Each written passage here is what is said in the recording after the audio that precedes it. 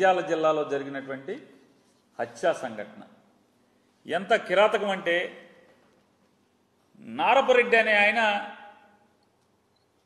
DSP గారికి, SI గారికి, CI గారికి, డిఎస్పీ గారికి, ఎస్పీ గారికి అందరికీ ఫోన్ చేస్తాడు. సార్, మా ఊళ్ళో తెలుగుదేశం నాయకులందరూ కూడా గుంపులుగా పోగేసుకుంటున్నారు, జమ అవుతున్నారు.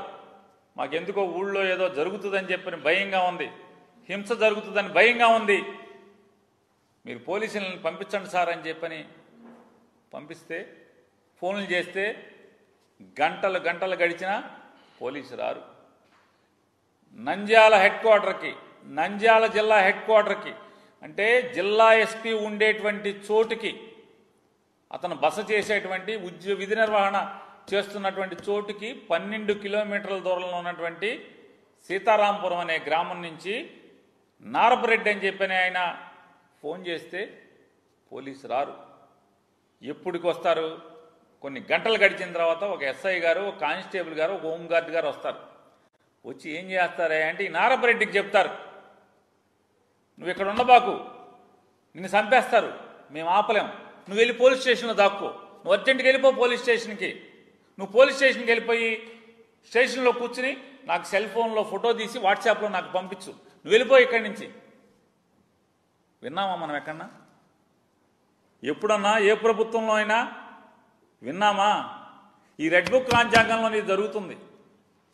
పోలీసులు అయ్యా నన్ను చంపుతున్నారని ఎస్పీకి ఫోన్ చేసి చెప్తే చంపటానికి ప్రిపేర్ అవుతున్నారు, వస్తున్నారని చెప్పని ఒక 3 గంటల తర్వాత ఎస్ఐ వస్తాడు, 2 పోలీసులను వెంబడి పెట్టుకొస్తాడు. నేను నిన్ను ఆపలేను, నువ్వు వెళ్ళిపో ఇక్కడి నుంచి. ఎస్ఐ గారు, ఒక పోలీసు సబ్ ఇన్స్పెక్టర్ గారు, నిన్ను కాపాడలేను, నిన్ను చంపేస్తారు, నువ్వు వెళ్ళిపో పోలీస్ స్టేషన్కి. పోలీస్ స్టేషన్కి వెళ్ళిపోయి నాకు వాట్సాప్లో ఫోటో దిగి నాకు పంపించు. రెడ్ బుక్ రాజ్యాంగం పోలీసు ఎలా ఉందో చూసుకోండి ఒకసారి. పాపం ఈ నారపరెడ్డి గారు పోలీస్ స్టేషన్కి వెళ్ళిపోతే ఈలోపు మొత్తం స్వైర వ్యవహారం. శ్రీనివాసరెడ్డి అనేటువంటి ఒక రౌడీ షీటరు, శ్రీనివాసరెడ్డి అనేటువంటి ఒక గూండా మందిని వేసుకుని, రౌడీ షీటర్లను వేసుకుని, కిరాతకులను వేసుకుని ఊరేగింపుగా కత్తులతో రాడ్లతో ఊరంపట ఊరేగుతూ బయలుదేరి ఎవరైతే ఈ నారపరెడ్డి ఇంటికి వస్తూ దారిలో నారపరెడ్డి లేడు, పోలీస్ స్టేషన్కి ఎస్ఐ పంపించేశాడని చెప్పని కౌరు తెలుసుకుని, మనం ఎవడొకడిని చంపాలని వచ్చాం కాబట్టి నారపరెడ్డి తప్పుకుంటే ఎవడొకడిని వేసేయాలని చెప్పని సుబ్బారాయుడు అనేటువంటి ఒక అమాయకుడు అనేటువంటి వైఎస్ఆర్ కాంగ్రెస్ పార్టీ నికార్సైన కార్యకర్తని హత్య చేయటం, అడ్డొచ్చిన అతని భార్యను కూడా పొడవటం, కత్తులతో పొడవటం. ఇది నిన్న నంద్యాలలో జరిగితే మొత్తం వాళ్ళు స్వైర విహారం చేసి హత్య చేసేసి ఆ హతుడి యొక్క భార్యను పొడిచేసి వాళ్ళందరూ కూడా తాపీగా ఊరేగుతూ ఊరు దాటితే అప్పుడు ఎస్పీ గారు మళ్ళీ 3 చిల్లరకి ఫోన్ చేస్తాడు ఈ నారపరెడ్డి అని ఆయనకి. ఎలా ఫోన్ చేశావు కదా, బతుకున్నావా అని. ఏం చేయాలి? ఈ 60 రోజులు రెడ్ బుక్ రాజ్యాంగం వచ్చి రాకముందు అయితే పోలీసులు ఏం చేసేవాళ్ళు? మొత్తం పరిగెత్తేవాళ్ళు, బెటాలియన్ పరిగెత్తేవాళ్ళు కదా. అయ్యా చంపేస్తారని ఫోన్ చేస్తే ఎస్ఐ దగ్గర నుంచి ఎస్పీ దాకా 3 గంటల తర్వాత ఎస్ఐ వస్తాడు. వచ్చి నేను నిన్ను కాపాడలేను, వాళ్ళు చంపేస్తారు తెలుగుదేశం వాళ్ళు. పాపం పుణ్యాత్ములాగా ఉన్నాడు ఎస్ఐ. ఈ రెడ్ బుక్ రాజ్యాంగంలో పుణ్యాత్ముడే ఎస్ఐ. నిన్ను కాపాడలేను, నువ్వు పోలీస్ స్టేషన్కి వెళ్ళి దాక్కోమని చెప్పాడు. ఆ సుబ్బారాయుడిని ఎస్ఐ ముందే కానిస్టేబుల్ని కొట్టి, ఎస్ఐని తన్ని, వాళ్ళ ముందే సుబ్బారాయుడిని అనేటువంటి ఒక అమాయకుడిని చంపేస్తే దిక్కులేనటువంటి పరిస్థితి వాళ్ళ ఆంధ్రప్రదేశ్ రాష్ట్రంలో ఉంది. ఇవాళ ఒకసారి దానికి సాక్ష్యంగా ఒకసారి చూడండి, కాళ్ళేట నారపరెడ్డి నాయన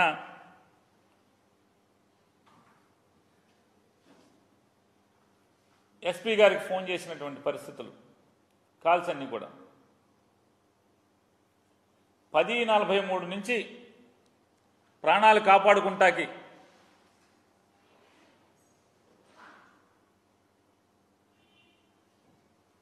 చూడండి 3:20కి కానీ ఆయన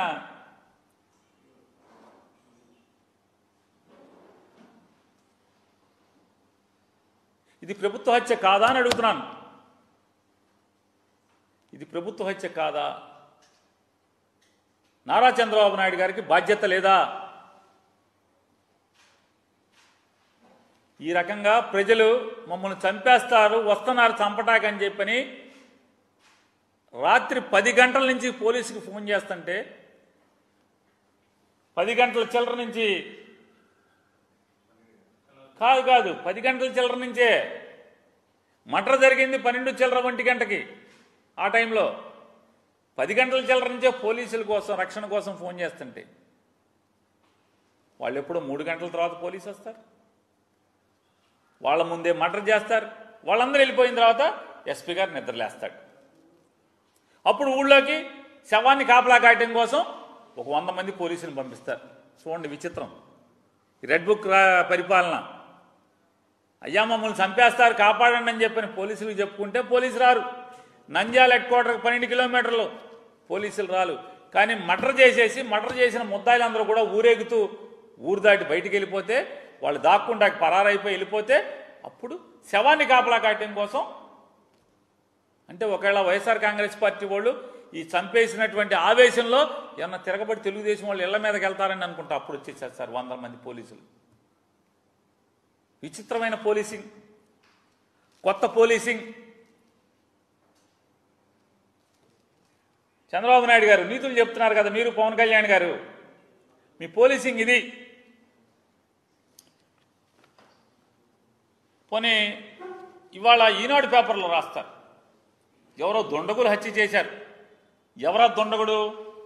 చూడండి, దొండగుడు ఎవరో రాయటానికి చేతులు కూడా రావట్లా పాపం ఈనాడు పేపర్ వాళ్ళకి.